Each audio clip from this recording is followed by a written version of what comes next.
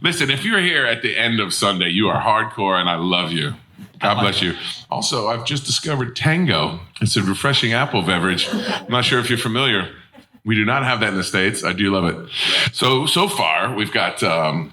You've given us our country, which we appreciate that, and now Tango. So the Brits and Americans have a lot to be appreciative of. As you described it, like a non-alcoholic apple cider. Yes. Yeah. And also, some people here might be local. You were looking for somewhere in Shrewsbury that will serve food and drink and football. Yes. Any recommendations? Yeah, you let us know. Yeah. Right, we're here to talk Gotham. So I guess, looking back on it, the seasons that we got, 5 seasons of excellent television in a strange, old but modern setting. Yeah. What was it like to be involved in this? Man, it was a real amazing experience. I didn't know what I was getting into, if I'm honest. I mean, this actually all started, and a lot of people don't know this. Tango apparently makes you gassy. I'm feeling a little gassy. Yeah, I should have warned you on that one. Sorry. Yeah, thanks. I did several episodes of The Mentalist. I don't know if you've ever heard of The Mentalist, but in fact, Malcolm McDowell and I were 2 of the 7 final Red John suspects. So we were reminiscing this weekend, which was fun. But Bruno Heller was the showrunner and executive producer of that show. And while we were shooting that show, there were rumors about Bruno's next show is going to be like a Batman show. It's going to be like a prequel Batman show. And we're like, oh man, can you imagine? That would be amazing. So cut to, a year later, maybe 6 months, and I get an audition for this show. And he wrote all of this for every character. He wrote specific sides that were not in the pilot. Like they were sides kind of the character. So the first one I auditioned for was, and I'm sorry he wasn't here this weekend because I was looking forward to seeing him, but was for Bullock. And so I had this long, monologue kind of thing. And I actually worked on it, strangely enough, with my buddy Tim Hutton, who's another great actor. He's got one of those gold statues to his name.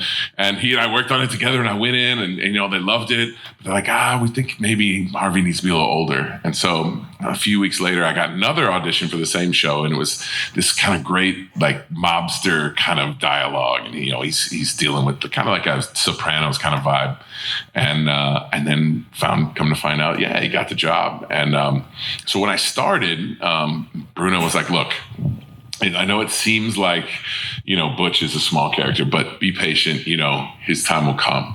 So I kind of knew going in that this wasn't just going to be some kind of henchman. And so it was really fun to kind of go through. And then at the end of that first season on the rooftop with Fish and Penguin to have that moment. And I think a lot of fans have told me over the years that they were surprised. They didn't think Butch was going to be much more than a henchman, but to kind of have that evolution. And then, of course, spoiler alert, you get to season 4 and we have Solomon Grundy. What a great opportunity to play an original character and, one of the great all-time villains. So I was really lucky. Born on a Monday. Yeah. When was it? Wait, how many of you guys could do the Solomon Grundy rhyme? Anyone? All right, let's hear it.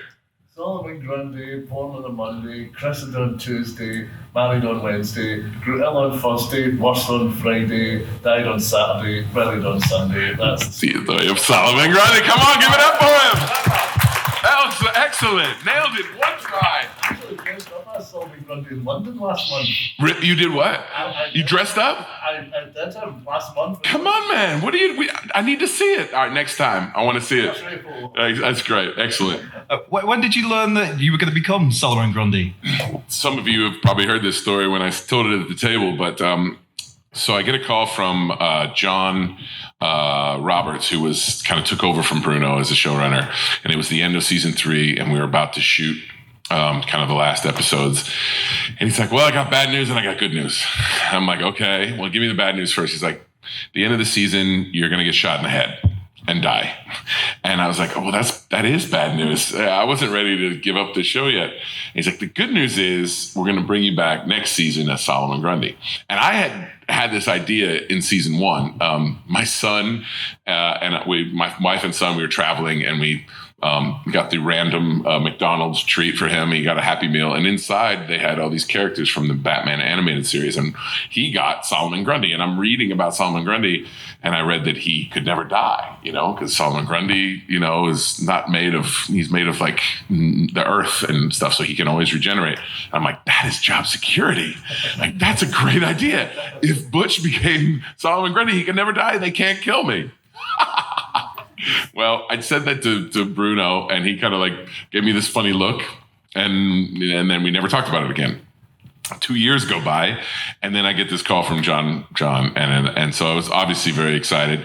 The joke was on me though, because then they found a way to kill me. They brought me back to life and then killed me anyway. So the longevity wasn't there, but that was a fun season. And I've polled a lot of people that have come to the table this week and asked what their favorite seasons were, and you get a lot of answers, but the majority went with season 4, and I kind of see why. That's a season where a lot of the show kind of came to a head. I mean, 5 was off the wall and bonkers, but I think 4 kind of encapsulated all that. Yeah. Do you think that there could have been more legs in it, or was like a nice bow in it at 5 seasons, the show as a whole? Oh, I think it could have gone for a long time. That's the thing about serialized things, right? That's the thing about comic books, is that you've got no end of characters and storylines. They've been writing them for 50, 60, 70 years. So unfortunately, we got caught in some Hollywood politics. The studio that made the show was not the same as the network that aired the show. And so, they were always at odds. And in fact, to the point where almost every season we didn't know if we were going to get another one until right at the very end, which as an actor really sucks, because you finally get on the show and you get some job security and it's like, oh, thank God I can relax. But every year we get to usually the end of shooting is in March, April, and then they decide in May, and we would wait till the very end, and then they'd renew it, and we'd like, oh, thank goodness, and then they do it again, with the exception of maybe the first season. So we were always kind of on the edge. And I think now the way that we were we're towards the end of that old school method where, at least in the States, where you have a network that runs 22 episodes. And, we were the first, to my understanding, the first show that Netflix bought sight unseen. They bought it before we shot a frame. And so we were like their foray into TV. And then shortly after, obviously, they started making their own or whatever. But at that point, they hadn't done that. They bought the rights. So every 1 year following the airing on Fox, they would run the whole season. So, of course, so we started in 2014, maybe 2015. So that by the time, we finished, we'd had this paradigm shift to streaming. And so I think if we would have started on Netflix, if we would have started on HBO Max, which is now or something like that, without the restrictions, and also because they were willing to spend money. It's an expensive show, but if we could have got in that niche with Netflix, I think we could have gone, seasons, like Game of Thrones went forever. I mean, 5 seasons is a lot, I know, especially for you Brits who, I think, great in a great way, and also maddeningly, cut your great series short, because why should we carry on? We've done 3 great seasons or 2 great seasons, and that's all you need. But it would have been great to kind of see can you imagine what the show could have been like with the doors open and imagine how many times you could have died. Oh yeah, exactly.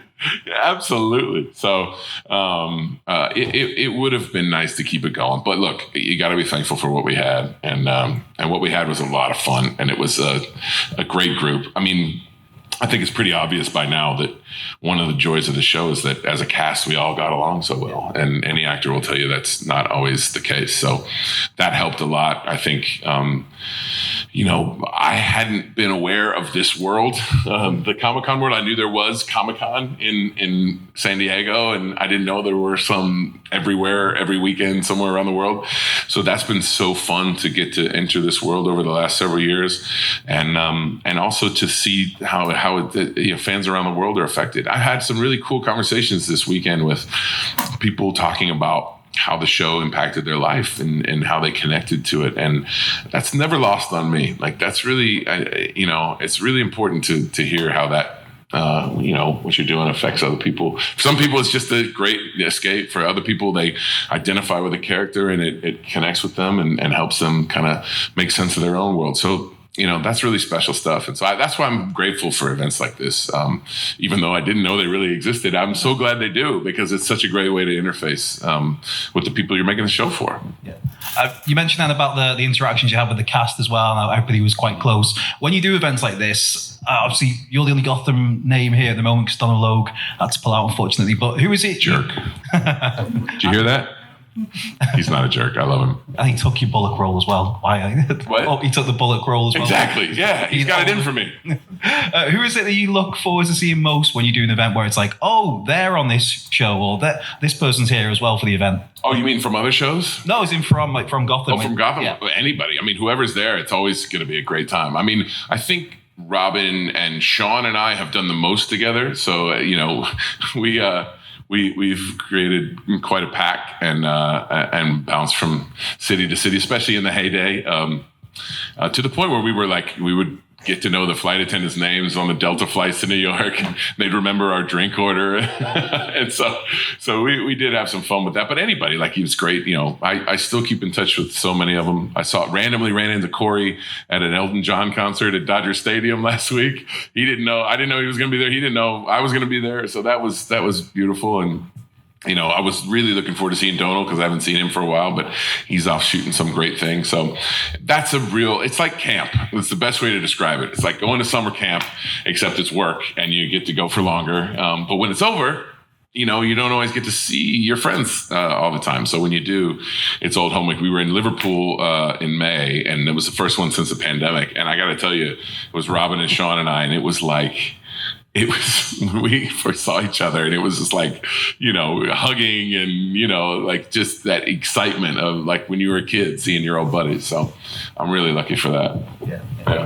Who was it you enjoyed sharing the screen with the most? Because obviously there's a lot with you in Fish, a lot with you in Penguin, a lot with you in Riddler as well, when it gets going. Yeah, I don't think there's a most. I like it all. My scenes with Robin obviously were great. Those are really interesting to do. Scenes with Corey in season 4 were so fun and so easy. I got to do something with almost everybody. Getting to do scenes with Ben and Donald were always fun. And we talked a lot about the bazooka scene. Some of you guys remember that one? The Butch Zuka, as I like to call it. That was a blast. I really enjoyed working with Jessica. I think the Tabitha Butch love story was so unique and something you don't see very often. Usually the big ugly henchman doesn't get the beautiful girl, but I love that they did that and it kind of carried on. A few of you have told me this weekend about how that final death scene for Butch gutted him, and it gutted us too. We were all in tears. The crew was in tears. It was a really powerful experience. Sad, I wish I could have been around for that 5th season, but it was, also great TV and really great little bit of writing because nobody saw that coming, especially me. And they didn't tell me either. That was the part that really was come on, guys, you got to let me know. So I kind of see it. They would do a breakdown for makeup and some department heads. So I happened to be in the makeup room and I saw it, and then I was like, Butch gets shot, which is no big deal. I got shot 4 times in that show. I'm like, so what? And it's oh no, he's shot and it's not good. He's permanently shot. I'm like, oh, come on, man. But that's the business, right? Yeah, well, the kind of the final, 15, 20 minutes or 10 minutes, even the last ever episode, you get to see David Mazouz as Batman, the ascension finally after all these years. In that timeline, when we jump forward, where would Butch be? Solomon Grundy? Would he be around, or would that death would have stuck for once? That's a good question. I like to think that, Tabby took him and put him in the swamp.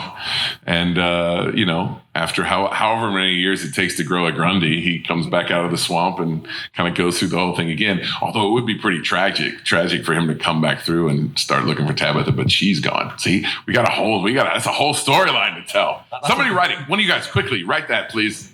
Thank you. That's a spin-off show and a half there. Yeah, absolutely. Right. Anybody got any questions out there they'd like to ask Drew? We've got some hands up. We've got a microphone to come out to you. Oh, there we go. Hey, guess. There he is. Would you like some tango? It's delicious. There you go. Thanks, man. Thanks for coming and repping Gotham. Drew, you're the last man standing without Donald or James, and so we appreciate all the time you're put in and stuff. Basically, to like acting, I don't understand it. It seems like magic to me. I don't like, especially like meeting you in person. Like I liked Butch, but you're very different, kind of likable. So I'm like, I don't know how you people do this. Turn yourselves into these other people like this. And I guess I was curious. So when you, and this might not even make any sense, but you get Butch and you got to start figuring out Butch and how he talks or stands, and how much of that is like, how does that work? Like, is that something that happens on set with the other actors? Like, are you feeding off like Rob and say like, how do you get Butch? It's a great question, man. And I'm counting on you to start writing. We talked about that before. You got a wit about you. So I want to see that script.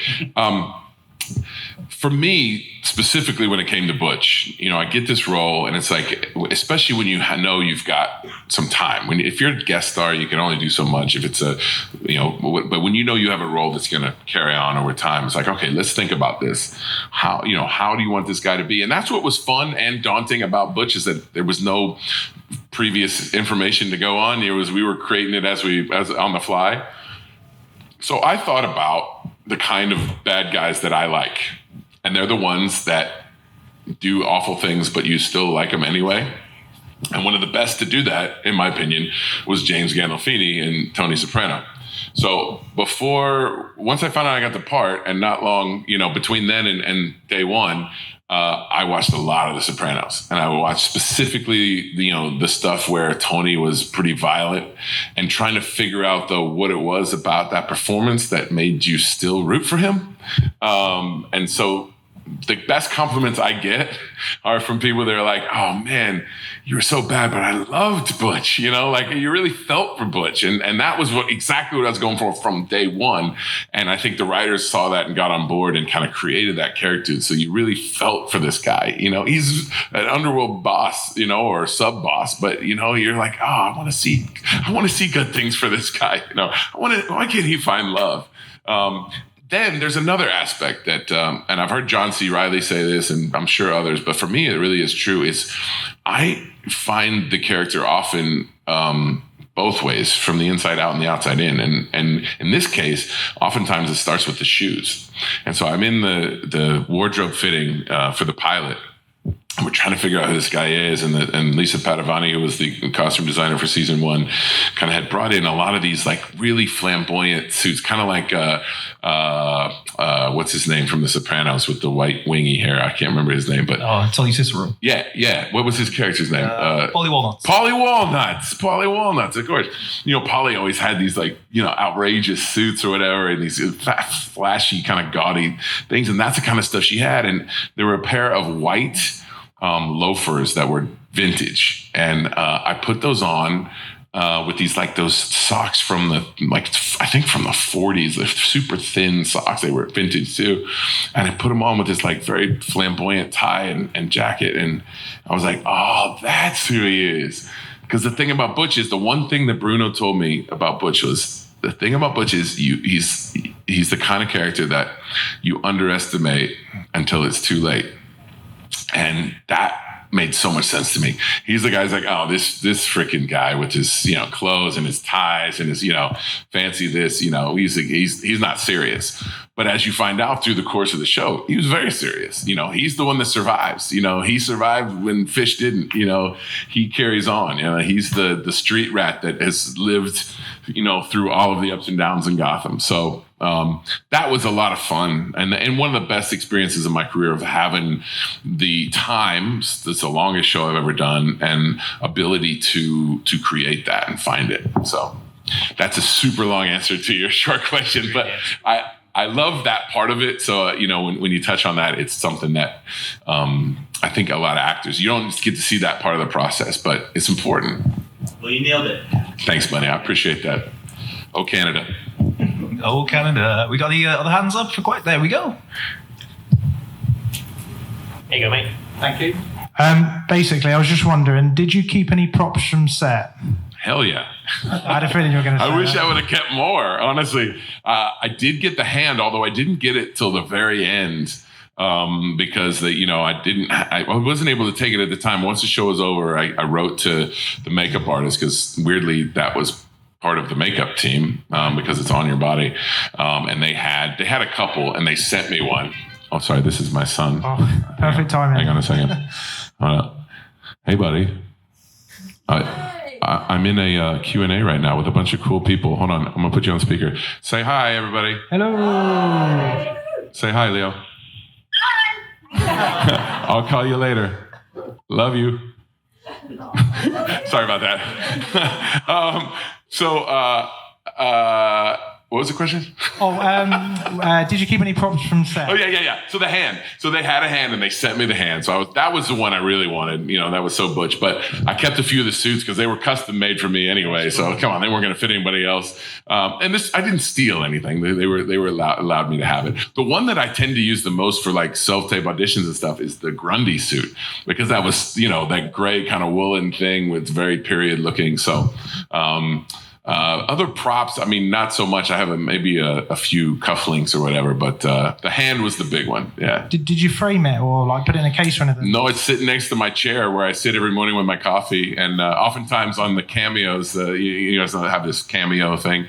It'll get used in the cameo for props. So yeah, if you want a video with the hand, just hit me up on Cameo. I'll be glad to sing you happy birthday with the Butch hand or whatever it might be. Very cool. Thank you. Good on you, man. Cheers, Thank man. you. Cheers. Amazing. Any other hands got up for questions? There we go. Lightsaber. The young lady with a lightsaber. There you go. So obviously, like Batman and Gotham is part of the DC universe. Yeah. So if you could be anyone in the Marvel universe, who would you be? 100%. I don't have to think. I don't have to contemplate this. I would love to be the Thing, Ben Grimm. I just think it would be perfect. I've gotten the seal of approval from Michael Chiklis, who played the Thing, as you may know, in the 2000s. I love that character. It just kind of fits into my personality anyway, and it's a really cool character. So I know they're remaking Fantastic Four, and I have these, big pipe dreams is that maybe they'll come knocking on my door, but that's far and away number one for me. Yeah. And look, it's funny because I wasn't allowed to audition for Guardians of the Galaxy 2 because I was on a DC show. And I was like, I can't believe that's still real, this whole Marvel DC thing. Apparently it's gotten better since then. This was, however long ago, 2015 or whatever. Because you'll look at, Morena, for example, has done both. You've got that. But I'm hoping that, just like in the Middle East or wherever, we can bring on both sides together, have peace, so us actors don't have to choose. I'd like to do both. Thank you very much. Although I say, the fact that James Gunn is now heading up DC, I think is really interesting to me. I think he's done amazing work. I'm curious to see what he might do. I would love to see Grundy on a movie budget where I wouldn't have to get painted and I'd get a silicone suit. I told this story to a few people. I had a trainer when I was working out to play, because they were like, that was the other thing. They kind of told me like, okay, so we need you to kind of have a massive transformation and you have like 12 weeks to do it. I'm like, 12 weeks, man. Or no, it's 7 weeks. I was like, 7 weeks, man. I mean, it's going to be hard for me to cut out pizza in 7 weeks, let alone do anything else. So, we worked with this trainer. It's now a good friend of mine, Don Saladino, who does Ryan Reynolds and everybody else. But he was also working with David Harbour, who was doing Hellboy, the second one. And I was so angry with him because he had a silicone suit because he had movie money. So, he actually had to gain some weight because he had lost too much and it didn't fit him. And so I'm like, oh, come on, man. So Solomon Grundy on the movie budget would be fun. But I know the tendency is to make it CGI, and that's the way things go. But I would love to see it be more practical. I think I don't know, man. I don't want to watch a video game. I want to watch actors moving and performing. I'm not saying there's anything wrong with that. Rocket is great, all this stuff. But I would love for Grundy to be real as she can be as a fake zombie monster. Yeah, I'm thinking like practical, like The Thing, as in John Carpenter, American Werewolf in London. That sort of practicality for you as Solomon Grundy. I think everybody else be here for it. Absolutely. Well, and that was a big concern for us. Honestly, I remember DC sent me this box once I got once they made the decision, and they came with all this Grundy stuff. And it was like the old comics and video games and statues and all this stuff. And so Leo, who had just called, he and I, like, it was talking about two kids at Christmas. We opened this box and it's just all this fun stuff. But I was really nervous about playing a live action Grundy when most people only know it from video games and animation. Because, listen, it ain't going to be the same. There's no way. I don't care who you are. So the one thing that was most important to me and to them was to make sure that we got it right, especially the origin, the beginning scenes, like it was. And it's like frame for frame from the original comic, where he comes out of the swamp, meets the hobos and kicks the crap out of them and then walks into Gotham, after he steals their clothes. Like that was, and I think, Mike, at least from what I could tell, the fans really appreciated that, especially the diehards. They knew that, okay, they're for real. And so they're going to forgive the fact that I don't, I'm not 7 feet tall and completely ripped with axes hanging out of my back or whatever they have in the video games. And so that was like, okay, all right, we're going to be okay. Yeah. Well, that's like your arc there in the show, but who, if you take yourself out of that equation, take Butch off the table and Solomon Grundy, which other characters' arc did you enjoy the most? See their journey across Gotham, whether it was a couple of seasons or all 5 seasons? Yeah, good. That's a good question. I mean, there would be a lot. I think the obvious choices are Corey and Robin, the Riddler and the Penguin. Those arcs were great. Seeing the transformation and the way that they portrayed both of those characters in new and interesting ways. And I think those are 2 specific characters that really spoke to a lot of people, people connected with. So those would be 2 obvious choices. Yeah. Anyone else with any questions? We start wrapping it up. There we go in the corner. Fantastic sideburns. Yes, amazing. Indeed. Yes. Got some Wolverine action going on there. Hi. So obviously in Gotham we get introduced to kind of a fair few villains throughout the series. If you got to choose one villain who maybe didn't get shown in Gotham that you could introduce into it, who would you choose and why? That's a good question. I'm going to answer it, but I'm going to turn it back to you. Do you have an answer for that? I'm wondering.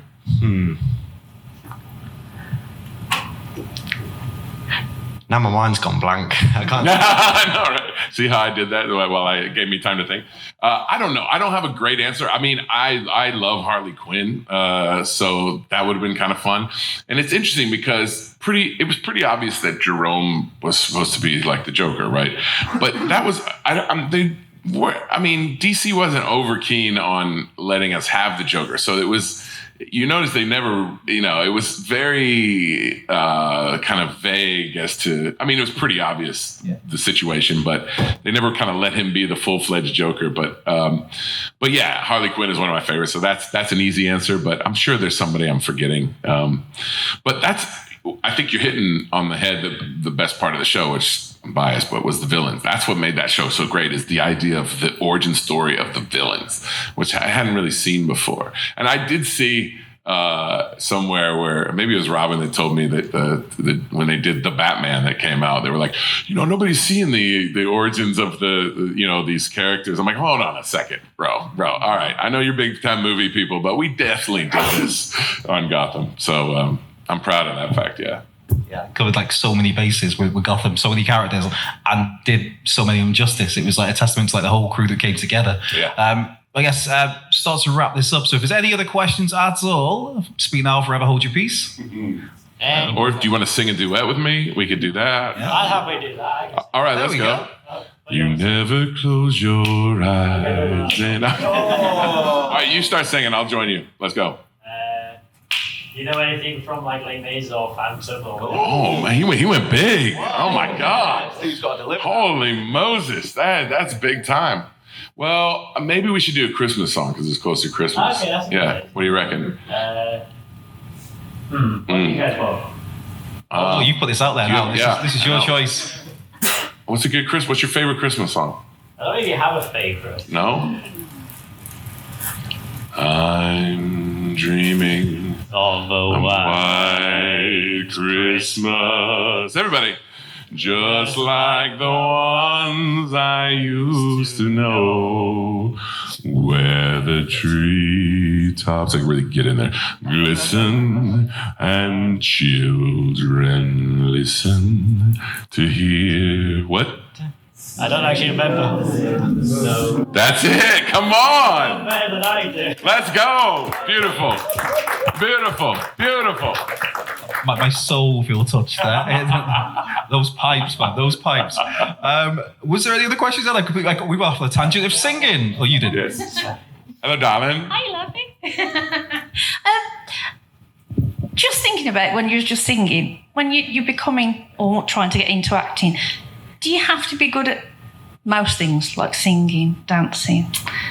That's a good question. I mean, I don't think you have to be, but I think if you want to, here's what I can tell you about actors is that you're always looking for work. The goal is to work. Whereas most people, the goal is to find vacation from your work. But when you're an actor, the work is key. And so you want to make yourself as available and as necessary to whatever the job may entail. So for me, I started singing. You know, my first performance was in grade school, like second grade. Well, my first real performance was in kindergarten. I had memorized The Night Before Christmas. You know, that the poem. Yeah. So they would trot me around the school into community things and I would recite it from memory and like, oh my gosh, you know, turns out having a good memory was really helpful to my career. But then my other early performance was I sang Grandma's Featherbed by John Denver. My dad recorded it on the guitar because he had to work. And so I had my the boom box on a piano bench next to me. I hit play in my flannel shirt and my cowboy hat and I sang and everybody clapped. I'm like, oh yeah. Like the pupils dilated. It's like, give me some of that applause. And so that was it. So singing. And then I had to dance. My first job after high school was at a mall in Indianapolis where I would do we did a song and dance review. So it was like TV theme songs. So, you know, I'm doing Fred Flintstone and then I'm doing like, you know, the Cartwrights, which I ended up playing one later, the Bonanza show. So having all of those skills makes you more hireable, employable.